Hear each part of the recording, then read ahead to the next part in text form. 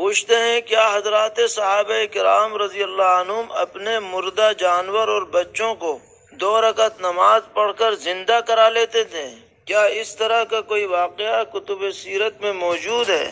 جواب یہ ہے کہ اس طرح کا کوئی واقعہ ہماری نظر سے نہیں گزرا، اور یہ اللہ تعالیٰ کے دستور کے بھی خلاف ہے کہ جس کی موت آ جاتی ہے دنیا میں اس کو دوبارہ اسی دنیا کے اندر زندگی عطا نہیں ہے۔ اللہ تعالیٰ کا یہی دستور، اور اس کے خلاف جو باتیں منقول ہیں وہ سب بے دلیل ہیں اور من گھڑت ہیں۔ ایک صاحب سوال کرتے ہیں کہ کیا حضور اکرم صلی اللہ تعالی علیہ وسلم کا نام نامی اسم گرامی آنے پر صلی اللہ علیہ وسلم کے الفاظ سے درود پڑھنا جائز ہے؟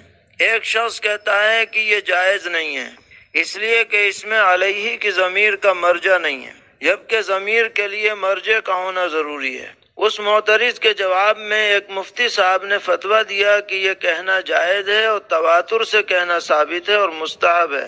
تو سوال یہ ہے کہ صلی اللہ علیہ وسلم پیغمبر علیہ السلام کے نام نامی آنے پر کہا جا سکتا ہے یا نہیں؟ جواباً عرض ہے کہ جس نے بھی یہ کہا کہ یہ درود کے الفاظ کہنا جائز نہیں ہے وہ نرا جاہل ہے، اس لیے کہ جب پیغمبر علیہ السلام کا نام نامی سامنے آ گیا تو ضمیر کا مرجع تو خود ہی متعین ہو گیا۔ یہ کہنا کہ مرجع موجود نہیں ہے یہ صحیح نہیں، اور یہ جو الفاظ ہیں یہ مطلقاً درود کے الفاظ ہیں، اور مرجع نحوی اعتبار سے کبھی ظاہر ہوتا ہے کبھی معہود ذہنی ہوتا ہے۔ تو جب کوئی آدمی صلی اللہ علیہ وسلم کہتا ہے تو اس کے ذہن میں ضمیر کا مرجع یقیناً موجود رہتا ہے، اس لیے ناجائز کہنے کی کوئی وجہ نہیں ہے۔